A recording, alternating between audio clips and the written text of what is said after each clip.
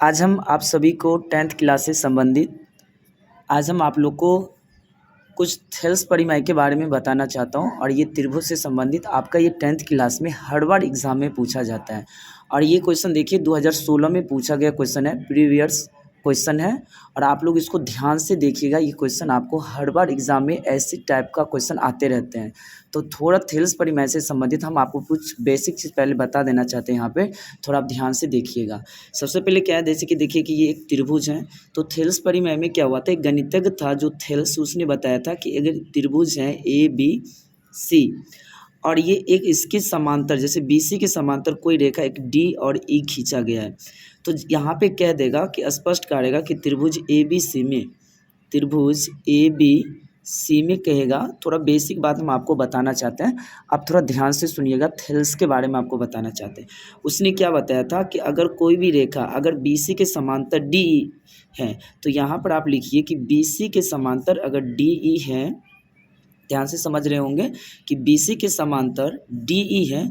तो थेल्स ने एक बात क्या कहा था, समझ सुनिएगा।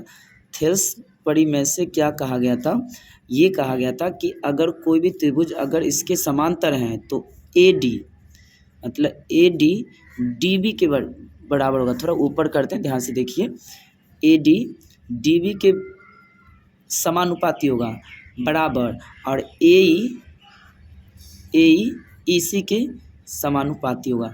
यही बात को वहाँ पे कहा था। क्या कहा था, तो उसने ये कहा था कि अगर कोई भी थेल्स परिमेय होगा तो वहाँ पे बोला था कि AD बटा में DB बराबर AE बटा में EC। ये कौन सा समानुपाती है, तो आधारभूत समानुपातिकता परिमेय का प्रयोग करने पर ये थेल्स परिमेय का फॉलो करता है। तो आप इस चीज़ को ध्यान रखिएगा। कोई भी त्रिभुज दे देगा, कैसे भी त्रिभुज वो बना के दे सकता है। जैसे ऐसा दे देगा, फिर आपको ऐसे कर देगा, फिर आपको ऐसा दे देगा, तो आप सोचिएगा कि हमको सर समझ नहीं आ रहा, आप ऐसे लाइन खींचा रहेगा।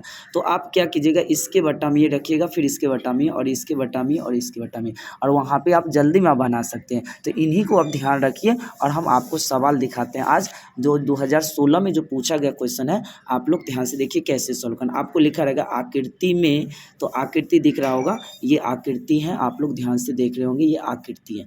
आकृति में कह रहा है कि DE के समांतर BC है, मतलब देखिए DE ये हुआ और इसके समांतर ये BC है, दिख रहा होगा। और कह रहा है तो EC, मतलब हमें कह रहा है कि ये EC, तो ये EC हमें नहीं पता है तो हम मान लेते हैं X। तो हमें कह रहा है कि EC करना क्या है, तो ज्ञात करें। और ये 2016 में ये क्वेश्चन पूछा गया है प्रीवियस क्वेश्चन में। तो आप लोग दिख रहे हैं आकृति में, आपको समझ आ गया। तो अभी मैंने आपको क्या बताया कि जब ऐसी आकृति हो तो थेल्स परिमेय लगाइए। तो सबसे पहले आपको एग्जाम में क्या करना है, जो भी सवाल नंबर मिले तो आप सबसे पहले आप हल लिख दीजिएगा।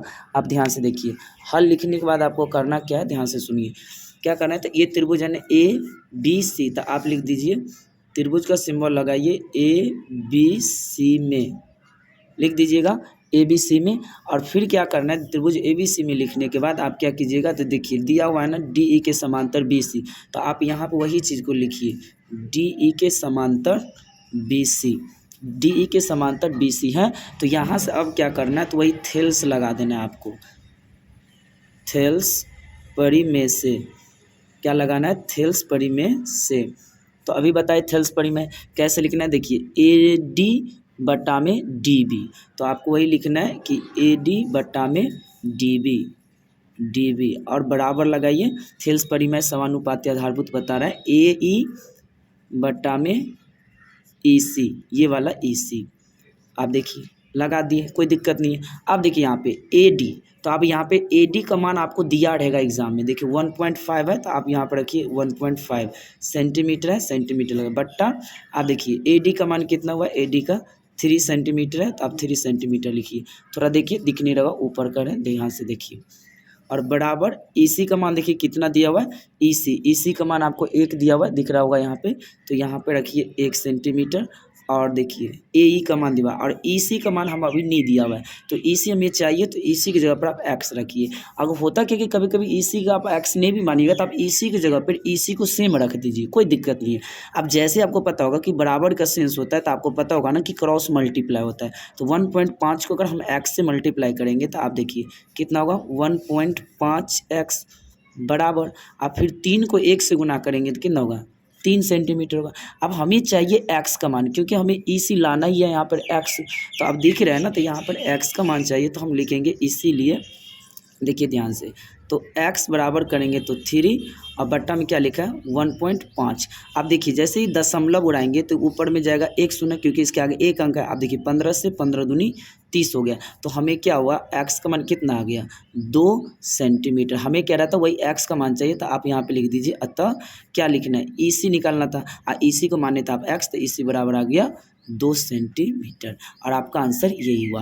तो आप देखिए, आपको छोटा सा वीडियो है, आप इसको एक बार नहीं समझ में आते तो 2 बार देखिए। अगर आपको ये वीडियो अगर आपको अच्छा लगता है तो आप हमें कमेंट सेक्शन में ज़रूर बताइए और लाइक सब्सक्राइब ज़रूर करें। इसी के साथ thank you, have a nice day.